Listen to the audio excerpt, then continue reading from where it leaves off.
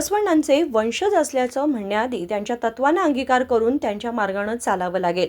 बसवण्णांचे विचार केवळ साजरे न करता आचरणात आणले पाहिजेत, असे प्रतिपादन महिला व बालकल्याण मंत्री लक्ष्मी हेब्बाळकर यांनी केले।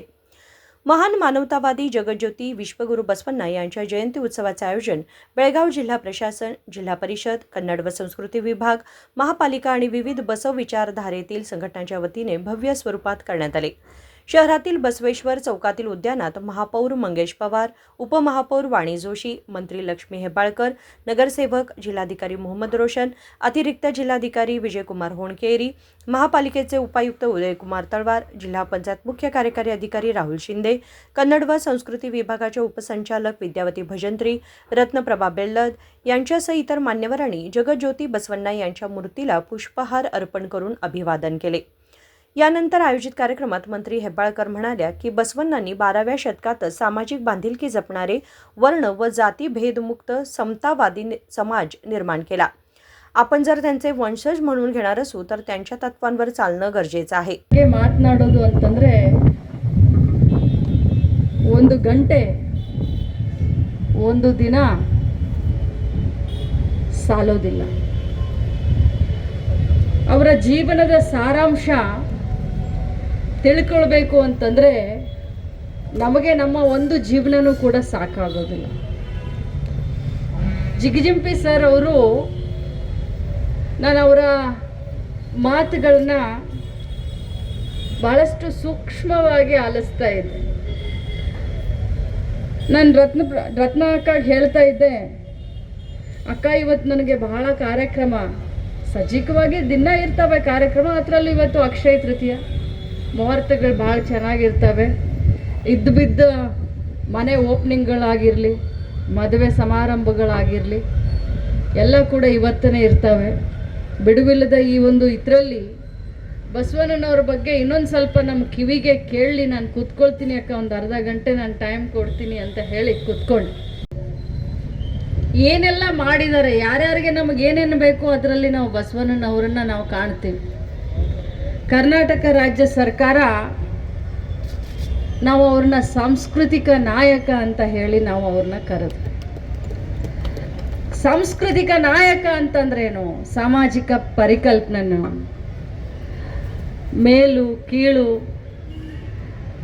ಅಥವಾ ಸಮಾಜದಲ್ಲಿ ಜಾತಿ ರಹಿತ ಸಮಾಜವನ್ನ, ವರ್ಣರಹಿತ ಸಮಾಜವನ್ನ ಬಯಸಿದಂಥವರು, ಮೇಲು ಕೀಳು ಇದನ್ನೆಲ್ಲ ಕಿತ್ತು ಒಗೆದು ಒಂದು ಅತ್ಯುತ್ತಮವಾದಂಥ ಸಾಮಾಜಿಕ ಬದ್ಧತೆ, ಸಾಮಾಜಿಕ ಕಾಳಜಿ, ಕಳಕಳಿ, ನ್ಯಾಯಯುತವಾದಂಥ ಒಂದು ಸುಮಧುರವಾದಂಥ ಸಾಮಾಜಿಕ ಪರಿಕಲ್ಪನೆಯ ಕನಸನ್ನು ಹೊತ್ತುಕೊಂಡು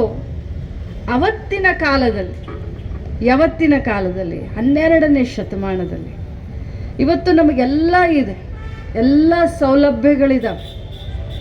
ನಾವು ಹೇಳ್ಕೊಳ್ಳೋಕ್ಕೆ ಭಾಳ ಹೆಮ್ಮೆಯಿಂದ ಹೇಳ್ತೀವಿ, ನಾವು ಬಸವಣ್ಣನ ಕುಲದವರು, ಭಾಳ ಹೆಮ್ಮೆಯಿಂದ ಹೇಳ್ಕೊಳ್ತೀವಿ, ಅಕ್ಕ ಮಹಾದೇವಿಯ ವಂಶಸ್ಥರು, ರಾಣಿ ಚೆನ್ನಮ್ಮನ ಕುಲದವರು। ಆದರೆ ನಾವು ನಮ್ಮ ಲಕ್ಷ್ಮೀ ಹೆಬ್ಬಾಳ್ಕರ್ನ ಹಿಡ್ಕೊಂಡು, ಮುರುಗೇಂದ್ರನ ಹಿಡ್ಕೊಂಡು ನಾವು ಇನಿಕ್ಕಿ ನೋಡಬೇಕು, ಏನು ಬಸವಣ್ಣನವರು ಹಾಕಿಕೊಟ್ಟಂಥ ಮಾರ್ಗದರ್ಶನದಲ್ಲಿ ನಾವು ಹೋಗ್ತಾ ಇದ್ದೀವಾ? ಇವ ನಾರವ ಅನ್ನಬೇಡಿ, ಇವ ನಮ್ಮವ ಅನ್ನಿ ಅಂತ ಹೇಳಿದವರು, ನೀ ಯಾವ ಜಾತ್ಯವ, ನೀ ಯಾವ ಜಾತ್ಯವ, ಇದರಲ್ಲೇ ನಮ್ಮ ಜೀವನ ಹೋಗ್ತಾ ಇದೆಯಾ ಹೊರತಾಗಿ ಈ ಆಚರಣೆಗಳು, ಬಸವಣ್ಣನವರ ತತ್ವಗಳು, ಬಸವಣ್ಣನವರ ಸಿದ್ಧಾಂತಗಳು, ಬಸವಣ್ಣನವರ ವಿಚಾರಗಳು ಇದು ಬರೀ ಆಚರಣೆ ಆಗಿ ಉಳಿಬಾರದು, ಅನುಕರಣೆ ಆಗಬೇಕು। ನಮ್ಮ ಜೀವನದಲ್ಲಿ ನಾವು ಅಳವಡಿಸಿಕೊಂಡಾಗ ಮಾತ್ರ ಸಮಾಜದಲ್ಲಿ ನಾವು ಬೇರೆಯವರಿಗೆ ದಾರಿಯನ್ನು ತೋರಿಸಲಿಕ್ಕೆ ಸಾಧ್ಯ ಆಗುತ್ತೆ, ಆವಾಗ ಜನರು ನಮ್ಮನ್ನು ಫಾಲೋ ಮಾಡ್ತಾರೆ। प्रसिद्ध साहित्यिक आणि प्राध्यापक बसवराज जगजंपी यांनी सांगितले की बसवण्णांची मूर्ती इंग्लंडमध्ये स्थापन करण्यात आली आहे। याचा अर्थ असा आहे की बसवण्णा केवळ कन्नडिगा, लिंगायत वा भारतीय नव्हते, तर त्यांच्या विचारांनी ते जगज्योती ठरले। ನಾ ಹೇಳಲಿಕ್ಕಾಗೋದಿಲ್ಲ, ಇಂಗ್ಲೆಂಡಿನ ಥೇಮ್ಸ್ ನದಿಯ ದಂಡೆಯ ಮೇಲೆ ಬಸವಣ್ಣನವರ ಪ್ರತಿಮೆ ಉದ್ಘಾಟನೆಯಾಗಿದ್ದನ್ನು ನಾವು ಕಂಡಿದ್ದೇವೆ. ಇದಕ್ಕೆ ಕಾರಣ ಅಂತಂದರೆ ಬಸವಣ್ಣ ಕೇವಲ ಕನ್ನಡಿಗರಿಗೆ, ಲಿಂಗಾಯತರಿಗೆ, ಕರ್ನಾಟಕಕ್ಕೆ, ಭಾರತಕ್ಕೆ ಸೀಮಿತರಾಗಿ ಉಳಿದಿಲ್ಲ. ಅದು ವಿಶ್ವಜ್ಯೋತಿ, ಜಗಜ್ಯೋತಿ, ವಿಶ್ವಗುರು. ಇದು 12ನೇ ಶತಮಾನದ ಸಂದರ್ಭದಲ್ಲಿಯೇ ಬಸವಣ್ಣನವರ ಹೆಸರನ್ನು ಕೇಳಿ, ಪ್ರಸಿದ್ಧಿಯನ್ನು ಕೇಳಿ ಪ್ರಭಾವಿತರಾಗಿ ಕಾಶ್ಮೀರದಿಂದ ಮಹಾದೇವ ಭೂಪಾಲ್ ಬಂದರು. ಜೊತೆಗೆ ಮಹಾದೇವಿ ಅವರನ್ನು ಕರ್ಕೊಂಡು ಬಂದರು. ಇಲ್ಲಿ ಮೋಳಿಗೆಯ ಕಾಯಕವನ್ನು ಮಾಡ್ತಾ ಇದ್ದರು. ಅವರು ಯಾರಿಗೂ ಗೊತ್ತಿಲ್ಲದಂತೆ ಬದುಕಿದ್ದರು. ಅದೇ ರೀತಿ ಅಫ್ಘಾನಿಸ್ತಾನದಿಂದ ಮರುಳು ಶಂಕರ ದೇವರು ಬಂದರು, ಒಬ್ಬ ಸೂಫಿ ಸಂತ್. ಅವ್ರ ಬಗ್ಗೆನೇ ನಮ್ಮಲ್ಲಿ ದಯಾನಂದ್ ನೂಲಿ ಅವರೊಂದು ಮಹಾಕಾವ್ಯವನ್ನು ಬರೆದಿದ್ದಾರೆ, ಮಹಾಕಾದಂಬರಿಯನ್ನು ಬರೆದಿದ್ದಾರೆ. ಬಸವಣ್ಣನವರ ಬಗ್ಗೆ ಎಷ್ಟು ಸಾಹಿತ್ಯ ಬಂದಿದೆ ಅಂತಂದರೆ ಕಥೆ, ಕಾವ್ಯ, ನಾಟಕ, ಮಹಾಕಾವ್ಯ, ಚರಿತ್ರೆ ಎಲ್ಲ ಬಂದಿದ್ದಾವೆ. ಏನು ಬರೆದ್ರೂ ಕಡಿಮೆನ ಬಸವಣ್ಣನ ವ್ಯಕ್ತಿತ್ವ ನಮ್ಮ ಅಂಕೆಗೆ ಸಿಗುವುದಿಲ್ಲ, ತೆಕ್ಕೆಗೆ ಸಿಗುವುದಿಲ್ಲ. ನಾವು ಏನೇ ಹೇಳಿದರೂ ಬಸವಣ್ಣನನ್ನು ಸಂಪೂರ್ಣವಾಗಿ ಚಿತ್ರಿಸಲಿಕ್ಕೆ ಆಗೋದಿಲ್ಲ.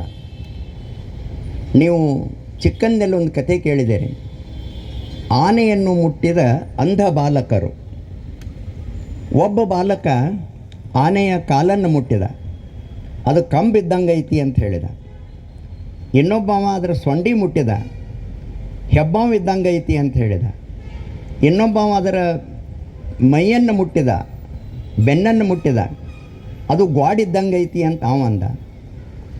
ಇನ್ನೊಬ್ಬ ಅದರ ಕಿವಿ ಮುಟ್ಟಿದ, ಮರ ಇದ್ದಂಗೆ ಐತಿ ಅಂತ ಅಂದ. ಇವರೆಲ್ಲರೂ ಖರೇನ ಹೇಳಿದ್ದು ನಿಜ.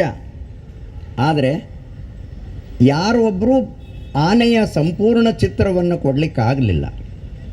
ಹಾಗೆ ಬಸವಣ್ಣನ ಸಮಗ್ರ ವ್ಯಕ್ತಿತ್ವವನ್ನು ಇಲ್ಲಿವರೆಗೆ ಯಾರೂ ತಿಳ್ಕೊಳ್ಳಿಕ್ಕೆ, ಅದರ ಚಿತ್ರಣವನ್ನು ಕೊಡಲಿಕ್ಕೆ ಸಾಧ್ಯವಾಗಿಲ್ಲ. ಯಾಕಂದರೆ ಬಸವಣ್ಣ ಒಬ್ಬ ವ್ಯಕ್ತಿ ಆದರೂ ಅವನ ಮುಖಗಳು ಬಹುಮುಖವಾದಂಥ. ಕೆಲವರಿಗೆ ವಚನಕಾರ, ಕೆಲವರಿಗೆ ಒಬ್ಬ ಶರಣ, ಒಬ್ಬರ ದೃಷ್ಟಿಯಲ್ಲಿ ಮಂತ್ರಿ, ಇನ್ನೊಬ್ಬರ ದೃಷ್ಟಿಯಲ್ಲಿ ಸಮಾಜ ಸುಧಾರಕ, ಮತ್ತೊಬ್ಬರು ಅನುಭವ ಮಂಟಪದ ಅಧ್ಯಕ್ಷ ಅಂತ ಹೇಳ್ತಾರೆ. ಏನೆಲ್ಲ ಹೇಳಿದರು. ಅದರ ಬಸವಣ್ಣನನ್ನು ನಾವು ತಿಳ್ಕೊಳ್ಳಿಕ್ಕೆ ಆಯ್ತೇನು, ಸಮಗ್ರವಾಗಿ ತಿಳ್ಕೊಳ್ಳಿಕ್ಕೆ ಆಯ್ತೇನು. ಆದರೆ ಏನಿದ್ರೂ ಸಹಿತ ಅವನೊಬ್ಬ महामानवतावादी. या कार्यक्रमात केपीसीसी सदस्य मलगोंडा पाटील, भाजप नेते मृगेंद्रगौडा पाटील, आर.पी. पाटील, शंकर गुडस, अनंत बायकोड यांच्यासह अनेक मान्यवर उपस्थित होते. राजशेखर हिरेमठ, KMM मराठी, बेळगाव.